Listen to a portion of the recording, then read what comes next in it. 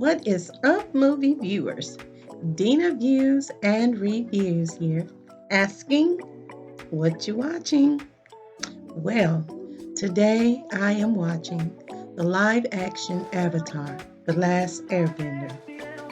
This movie stars Gordon Cormier as Aang, Hiawatha as Katara, Ian Osley as Sokka, Dallas Liu as Prince Zuko, Paul Don Young Lee as Uncle Iroh, Daniel Day Kim as Fire Lord Oza, Elizabeth Yu as Azula, and Ken Leung as Commander Zhao. The writer is Albert Kim, directed by Michael Goy, Roseanne Lane, Jana Rossani, Jet Wilkinson. It is produced by Bonnie Benwick, Joshua Hale, Christine Boylan, Uba Muhammad, Kurt Williams, Michael Goyer, Ryan Halpern, Albert Kim, Roseanne Lane, Lindsay Liberator, Dan Litt, and Christopher Zampas. Finally, the long-awaited live-action Avatar, The Last Airbender. It premiered on Netflix February 22nd. The previous movie premiere date was February 21st of 2005, and this cartoon ran for about 3 seasons. I can still recall watching this series on Nickelodeon. In 2010, there was a movie that was released by the same name. It was written, co-produced, and directed by M. Night Shyamalan and produced by Paramount Pictures. Now, that movie stars Noah Ringer, Nicola Peltz, Beckerman, and Jackson Rathbone, and I have to say I like that movie as well. I thought it was well done, even though there were some that disagreed, and that's your right.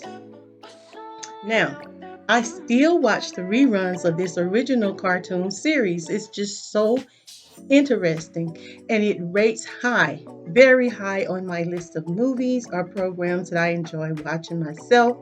And it is also a cartoon movie that I can also watch with my little ones. Now, my daughter is the one that actually introduced me to the Avatar series, the Airbender series. The original Avatar, like I said, played on Nickelodeon, and when I got into it, I learned about what bending was. And bending is the ability to control one of the 4 elements: water, fire, air, and earth. In every generation, there is one special person that is born called the Avatar. And that person has the ability to control all of the 4 elements.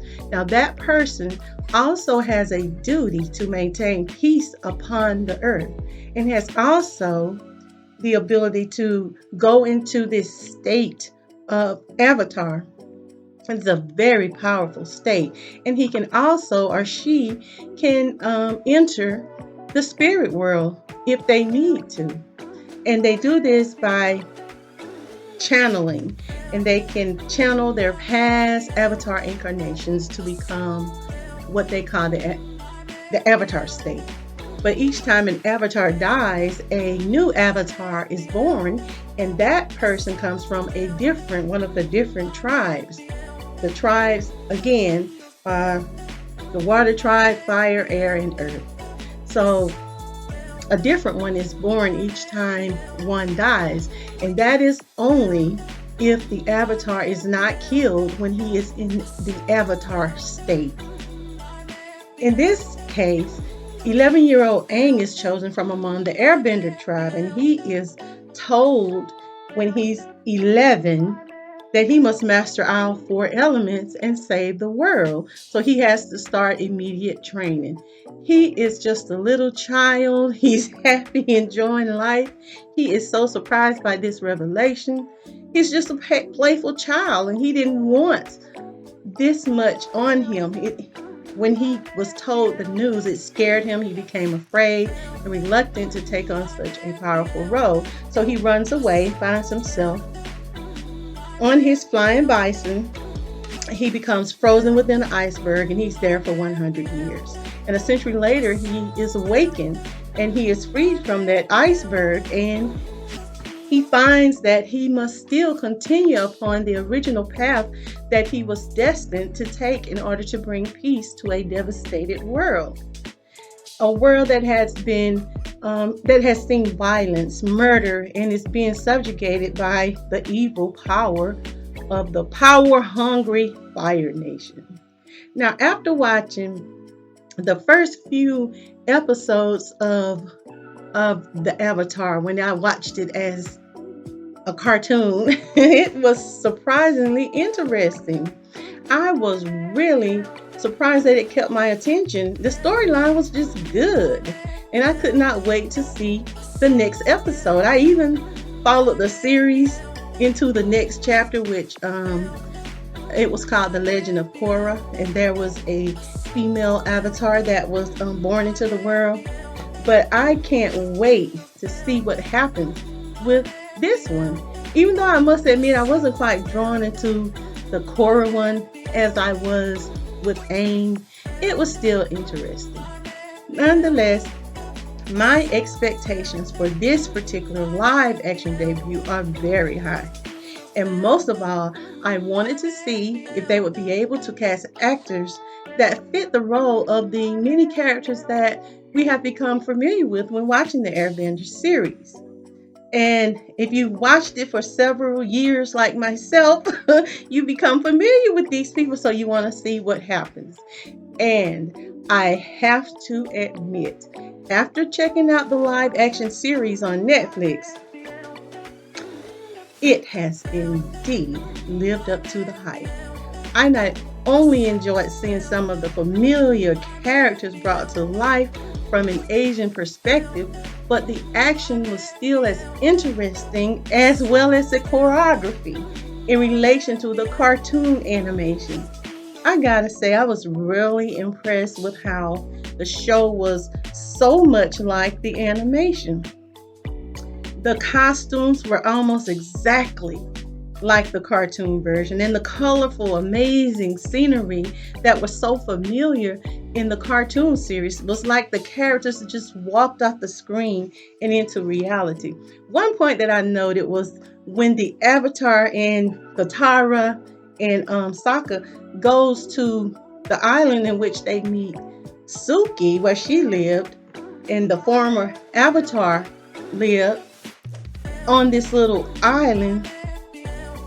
That this is where it became extremely noticeable to me how well designed the set was. The houses were stacked the same way I remembered in the cartoon. It was just aligned perfectly.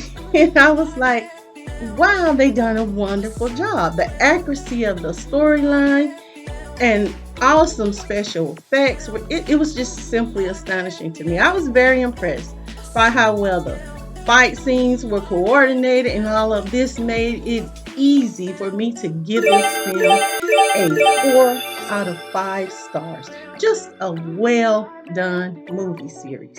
Now, my only gripe was that I thought that Katara and Sokka's complexion might have been a bit darker, closer to what I think the cartoon version represented. But either way, it didn't take away from the film. I found myself comparing and contrasting between the actual cartoon version and the live action version the entire movie. And I really liked much of what I saw. All of the intricate details they paid attention to it. This helped to make this an interesting and incredible live action version. The filmmakers really took the time and effort to highlight the small details, I think. And this helped to bring the characters and the story to life. It was just appealing to the senses. Now, currently, there are 8 episodes that make up season 1. I'm not exactly sure about season 2. There's no information at this time, but there is a lot of buzz and talk from different people who are familiar with this series about future changes to the live action series itself. And of course, we know that the Avatar quest and storyline is not complete yet because they have not even brought the Earthbender character Tom. She has not made her appearance as of yet. Nor has the ultimate battle taken place with the Fire Lord. So Anyone familiar with this series knows that the story is not near its end, even though what has been presented on the screen is quite worth the watch. It's very appealing. Avatar, The Last Airbender is rated TV PG. For parents with little ones who will probably want to see this version, I do need to note that in this live action film, it does show violence, people being set on fire and burned to death.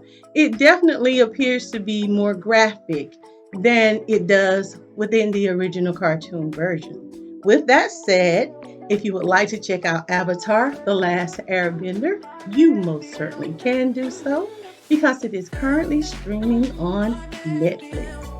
Please subscribe and share a comment on what you thought of this movie. This has been Dena Views and Reviews, inviting you to join me right here weekly for my next review and our recommendation. And I want you to remember, it's my view. Now, what are you watching?